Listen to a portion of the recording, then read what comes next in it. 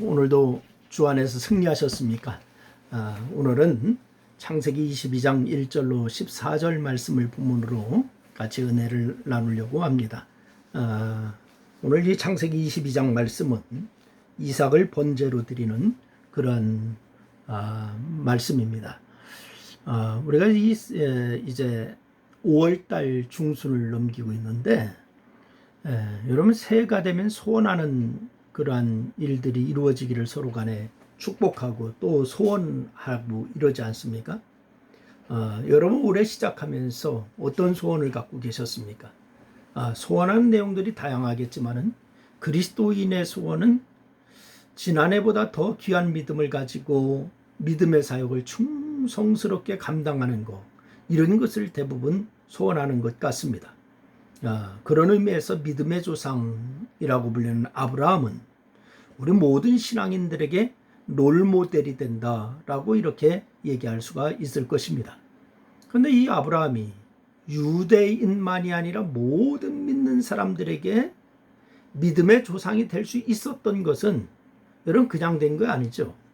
물론 하나님의 은혜로 된 것이지만은 바로 그 일은 매우 중요하고도 어려운 시험을 잘 극복한 그러한 결과였다라고 이렇게 얘기할 수가 있을 것입니다. 그래서 오늘 그 시험이 무엇인지, 그리고 그 시험을 잘 극복한 비결이 무엇인지, 이걸 같이 말씀을 나누면서 은혜를 나누려고 합니다. 말씀을 통해 보다 귀한 믿음으로 인정받는 여러분과 제가 되었으면 좋겠습니다. 첫째로 살펴볼 것은 아브라함은 불시험을 받았다라고 이렇게 얘기할 수가 있죠. 베드로 사도가 베드로전서 4장 12절 말씀에 보니까요, 그렇게 얘기합니다. 사랑하는 자들아, 너희를 연단하려고 오는 불시험을 이상한 일 당하는 것 같이 이상히 여기지 말라, 이렇게 말씀하고 있습니다. 불시험을 이상한 일 당하는 것 같이 이상히 여기지 말라. 이 불시험이라고 하는 건 물자적으로 해석하면은 너희 중에 타고 있는 불, 이렇게 얘기할 수 있죠. 근데 그 불은 마치 불순물을 태우는 재련수의 뜨거운 불처럼 견디기 힘든 시련, 그거 의미하는 거예요. 아주 견디기 힘든 시련. 하지만 강한 금속을 만들기 위해서는 불로 재련한 것이죠. 그래서 불순물을 다 제거하고 순수한 것을 남기고 그러는 거죠. 그래서 하나님께서는 당신의 사랑하는 자들을 금과 은과 같이 귀중한 존재로 만드시기 위해서 단련하신다. 시편 66편 10절 말씀에도 그렇게 말씀을 주시고 있습니다. 그래서 이 성경은 하나님의 단련하심을 시험이라고 하는데, 오늘 본문 1절 말씀에 보니까, 오늘 22장 1절 말씀에 보니까 그렇게 얘기하시죠. 이 일 후에 하나님이 아브라함을 시험하시려고 그를 부르시되 아브라함아 하시니 그가 이르되 내가 여기 있나이다, 이렇게 얘기하고 있습니다. 그러니까 아브라함을 시험하려고 그를 부르셨다라고 말씀하고 있습니다. 아브라함을 믿음의 조상이 되게 하시려고 그에게 불시험을 실시험으로 단련하시기 시작하셨다, 이런 말씀이 있죠. 그래서 아브라함이 받은 불시험은 2절 말씀에 나와요. 2절 말씀 보니까 여호와께서 이르시되 내 아들 내 사랑하는 독자 이삭을 데리고 모리아 땅으로 가서 내가 내게 일러준 한 산 거기서 그를 번제로 드리라, 이렇게 말씀을 주시고 있습니다. 모든 아버지가 그렇지만은 아브라함에게 있어서 이삭은요, 하나님께서 내 아들 내 사랑하는 독자라고 이렇게 칭하셨던 것처럼 그 무엇과도 바꿀 수가 없는 아주 귀중한 그런 아들이잖아요. 그 독자가 아니라도 아들을 자기 손으로 죽일 수 없는 거잖아요. 이거 있을 수 없는 일이잖아요. 하물며 하나님의 말씀대로 25년을 이제 기다려서 100세에 낳은 아들, 유일한 혈통을 어떻게 죽여 불로 태우겠습니까?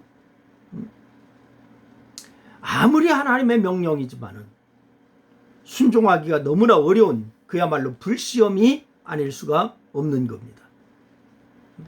여러분에게도 이런 불시험이 올 수 있어요. 경제적인 어려움으로도 올 수 있고 건강의 이상이나 인간관계가 깨지는 것으로도 올 수가 있습니다. 지금 많은 사람들이 불시험을 당하는 분도 많이 있을 거예요. 코로나 바이러스로 인하여서 경제가 너무너무 어렵다라고 하잖아요. 직장을 잃는 분도 많이 있습니다. 사업에 어려움이 있는 분도 많이 있습니다. 이 불시험이죠. 그러나 이 시험이 어떤 양상으로 다가오든 그것은 여러분을 정금처럼 만드시려고 하는 단련이라고 믿으시길 바랍니다. 단련한다. 시험이 거셀수록 그 시험 속에 하나님께서 주실 복이 더 크다는 것을 믿고 잘 극복할 수 있는 믿음이 있기를 주의 이름으로 축원합니다. 하나님께서 반드시 좋은 것을 예비해 놓으실로 믿습니다. 두 번째는 아브라함은 믿음으로 불시험을 극복했어요. 시험을 당하기 전에는 어떻게든 시험을 극복할 수 있으리라고 생각하지만은 사실 막상 불시험이 다가올 때 감당하지 못하고 넘어지는 성도들이 많이 있지 않습니까? 사실 이삭을 번제로 바치라고 하는 하나님의 명령은 아브라함에게도 감당하기가 힘든 불시험이었을 것이 분명합니다. 아침에 일어나서 나귀 한 장을 지우긴 했지만은 아브라함이 밤사이에 얼마나 고민하고 아파했겠는가 우리가 짐작할 수 있는 대목 아닙니까? 그가 머물렀던 부엘사바에서 모리아산까지 걸었던 3일길이라고 했습니다. 3일길. 곧 약 80km의 여정. 그에게 있어서 십자가의 길이 아닐 수가 없는 거죠.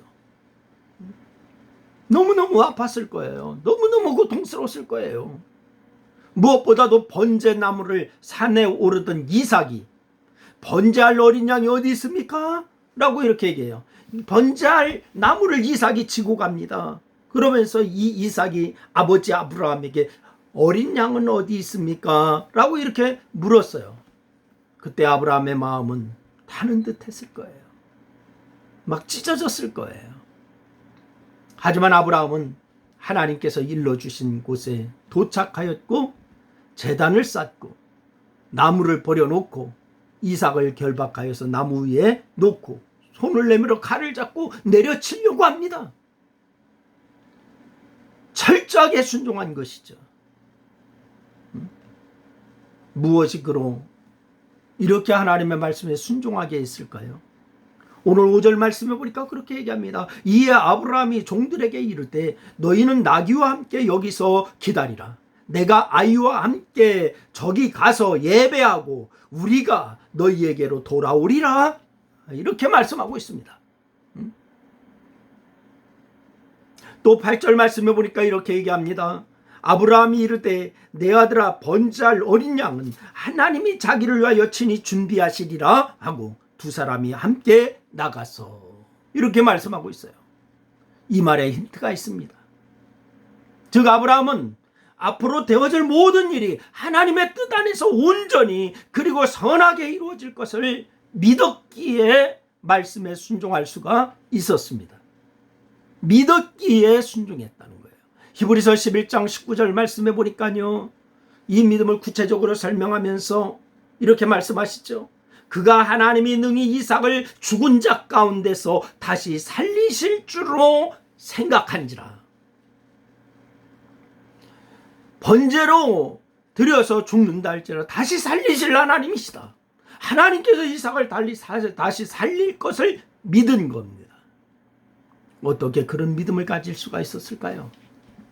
아브라함은 하나님께서 죽은 자와 다름없는 자신의 몸에서 이삭을 낳게 하셨던 것처럼 이삭이 죽더라도 그 큰 능력으로 다시 살리실 것이라고 하는 것을 믿었던 거죠.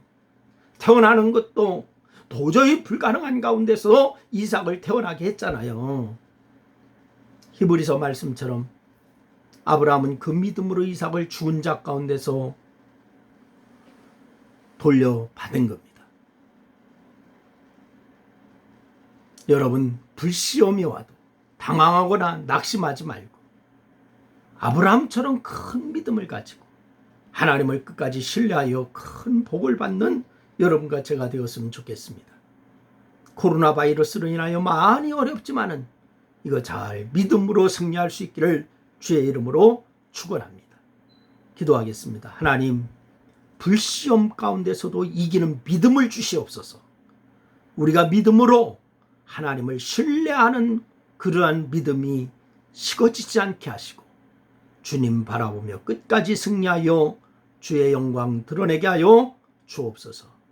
예수님의 이름으로 기도드려옵나이다. 아멘. 감사합니다.